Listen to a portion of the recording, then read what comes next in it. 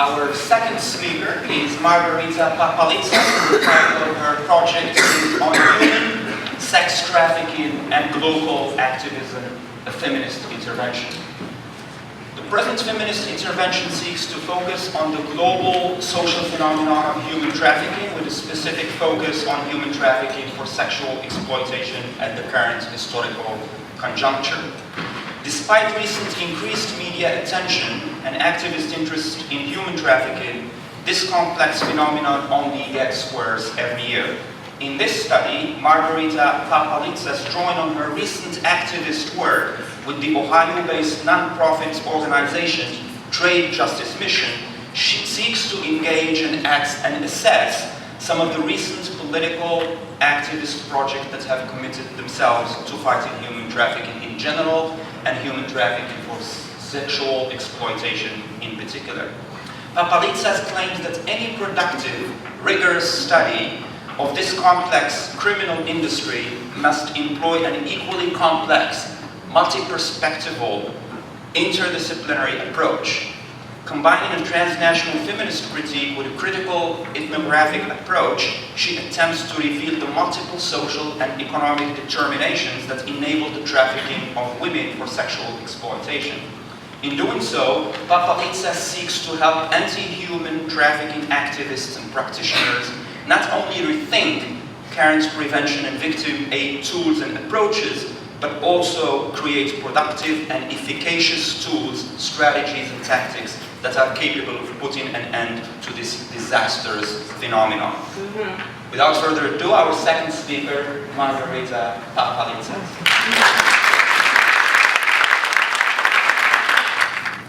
President Obama's speech during the Clinton Global Initiative Conference on September of 2012 came just days after the 150th anniversary of the Emancipation Proclamation, the executive order issued by President Lincoln, which declared that, quote, all persons held as slaves are and henceforward shall be free. While his Republican counterpart Mitt Romney chose to speak to the same audience about how free trade and global capitalism are the key to a better world, Obama chose to zero in on the urgency with which our nation must address the contemporary global issue of human trafficking. President Obama declared, quote, nations that educate their women and girls end up being more successful. Today I want to discuss an issue that relates to each of these challenges. It ought to concern every nation because it endangers public health and fuels violence and organized crime. I am talking about the injustice, the outrage of human trafficking, which must be called by its true name, modern slavery. End quote.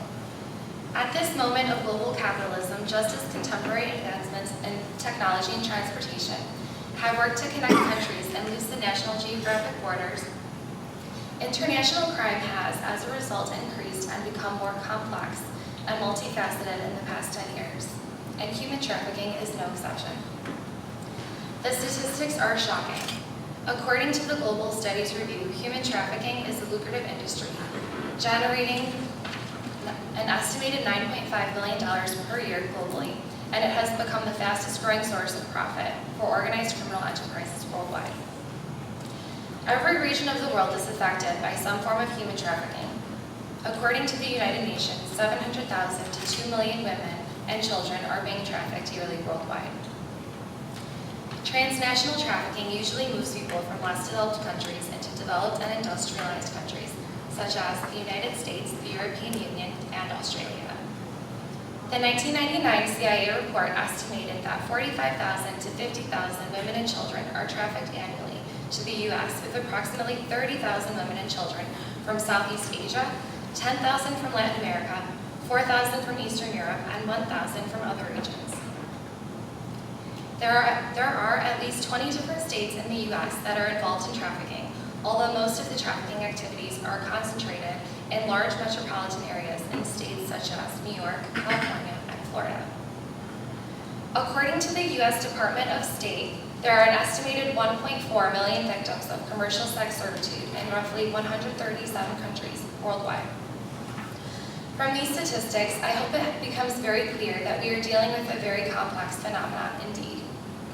A phenomenon with multiple determinations, including archaic and old established notions and practices of patriarchy, and contradictions of the current social order, which tends to privilege the logics of profit and the market, thus leading to the exploitation of marginalized people in places of high poverty, extreme gender bias, and limited economic opportunity.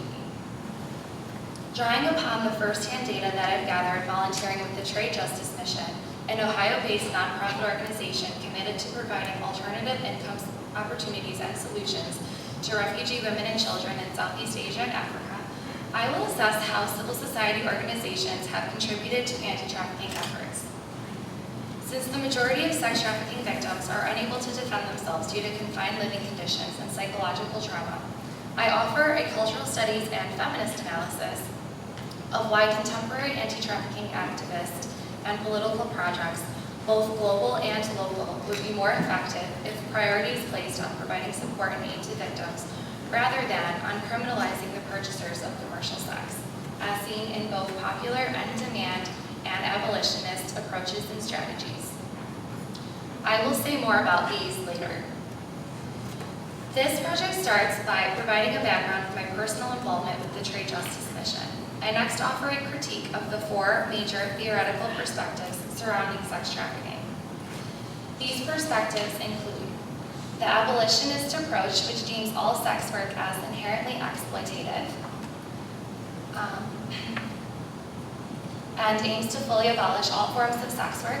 The end-demand approach, which aims to end the demand of commercial sex by enforcing the illegality of it for both purchasers and sex workers alike. The liberal pro-choice perspective, which holds the post-structuralist feminist view of individual choice in regards to participating in sex work. And finally, Shelley Cavalieri's third-wave feminist approach, which proposes that priority should be placed on promoting financial autonomy for women and children who are either forced into the sex trade or have chosen the occupation due to limited economic resources and opportunity. This project interrogates the nuanced differences between the legal and cultural definitions of what constitutes a person a voluntary versus involuntary sex worker, which leads me to also consider the socioeconomic causes of the phenomenon. In doing so, I expand upon the effectiveness of current prevention and healing activism projects. These projects take an interest in the root causes that lead women to enter the sex trade, while providing alternative solutions for marginalized people who choose to become economically autonomous, self-sustaining, and liberated individuals by not entering the sex trade. A recent conversation between 2 cultural studies scholars has been specifically useful in my desire to apply an element of activism to this project, and in doing so has confirmed my long-established interest in the need to combine both theory and practice in this thesis. It was a conversation between Andrew Ross and Paul Smith who openly discussed their perspectives on the current state and future prospects of the field of contemporary cultural studies. Paul Smith, a professor of cultural studies at the George Mason University, began the discussion by recalling the early days of cultural studies when he first got involved in it in the 1970s. During this time, Smith contends the main unifying element or project of cultural studies was its desire to be politically effective and efficacious, along with its tendency towards activism. He relates that since then, cultural studies, with its importation into the American Academy, has become institutionalized in certain ways, and in the process, its desire for activism has turned into, quote, something like a phantom limb. Paul Smith then directs the following question to New York University professor Andrew Ross. What should people invested in the field do with the cultural studies phantom limb, and how can cultural studies as a whole be more politically useful? I took Smith's question and asked myself the same thing. Knowing that I wanted to study the effectiveness of global anti-trafficking political activism and projects, I decided to connect with the Trade Justice Mission. My ultimate goal was to collect data regarding sex trafficking prevention initiatives taken by civil society organizations, specifically the Trade Justice Mission, in order to determine the achievements, merits, and limitations of these global initiatives and projects. While the organization does not directly address its affiliation with sex trafficking, there are a number of case studies which show that the majority of women and children who benefit from the microfinancing educational tools of the organization are either at high risk of becoming part of the sex trade or find TJM after getting out of it. Take the following case studies for example. Quote, Jimmy from the Philippines has worked in the red light district since her teens, but now TJM has provided her with a possible escape from her old life. Mariati from Sumatra comes from a very poor family with 7 children. They couldn't take care of her, so she had to go to an orphanage. Mariati says, I am hopeful that being part of the Ocoa Jewelry Co-op will open up more opportunities for me, end quote. That's what the organization hopes for needy women everywhere, end quote. These case studies in which women have benefited from the trade justice mission have created more enriched self-sustaining lives because of it, make the efforts and successes of the organization invaluable. Shelley Cavalieri, in her work, The Third Way Feminist Account of Trafficking for Sex Work, offers a critical feminist approach, which is described as the middle road between both the abolitionist and pro-choice perspectives. The Third Way Feminist approach offers a feminist critique of social conditions generative of women's economic desperation, which often underlies women's choice to engage in sexual labor. It understands sex labor and sex trafficking as a symptom of the larger socioeconomic condition that causes women to choose to participate in sex labor, and in its understanding of that, seeks to, quote, broaden the individual's life options in the pursuit of a more robust individual agency, end quote. This third way feminist approach is the theoretical perspective that I have been referencing throughout the majority of my project. Instead of focusing on moralistic divides that seek to define whether or not sex trafficking and sex work should be criminalized and abolished completely, or left to the post-structuralist feminist theory, which liberalizes all forms of sex work, the third way perspective seeks to make clear in which ways the women who either voluntarily or involuntarily subject themselves to engage in sex work may also have the opportunity to choose to be financially autonomous. The grounding logic is that all forms of sex work may in some form or another be inherently harmful to all persons involved. Cavalieri goes on to state, whether or not a woman has agreed to labor masks whether her labor conditions are incompatible with her basic human rights, end quote. This is an underlying theme throughout the discourse of sex trafficking, commercial sex, and human rights. Opening the channels for harm reduction, prevention, and healing activism projects places importance on how the livelihoods of women who engage in sex work may be improved, and impoverished women can choose to become autonomous people. Although progress has been made in addressing many humanitarian causes in the last few decades, sex trafficking has actually worsened. I would like to take into consideration Lawrence Grossberg's perspective on critical, interdisciplinary, and self-reflexive modes of interrogation. Quote, the initial object of study must never displace the context as the real object of concern and investigation. A symptom is always a symptom of something else. Such small moments distill or articulate larger moments, movements, and contradictions and struggles, end quote. Millions of women around the world today face a remarkable amount of gender bias and experience socioeconomic disenfranchisement, which is the larger context by which I frame sex trafficking as a symptom of. This directly contributes to why women living in The following is a statistical overview of how gender inequality and lack of resources put women at an increased risk for slavery in poor countries throughout the world. Quote, numerous reports provide an unequivocal sense of the enormous imbalance between male and female access to education, health care, and economic opportunities, particularly in developing countries. A UN report noted that of the 115 million children around the world who are not in school, 70 million are girls, with particularly large numbers in South Asia and East Europe. Another report revealed that 600 million of the 850 million illiterate adults in the world are women, and that a lack of education is the key factor in promoting poverty, higher HIV infection rates, and vulnerability to exploitation and trafficking. The effect of these and other socioeconomic imbalances is that 70% of the 985 million people living in extreme poverty in developing nations are women, end quote. As these studies point out, there is a correlation between socioeconomic disenfranchisement and vulnerability to sex trafficking. Hegemonic economic structures such as capitalism create an environment in which markets are created for commercial sex. The bodies of sex workers are exploited for both material purposes of economic gain by the pimps and traffickers, and by the sexual demand of purchasers of commercial sex. Whether they consent to work in the sex industry or are forced into it, female sex workers are inherently victims of an oppressive materialist system in which their means of income is earned in self-volatile ways.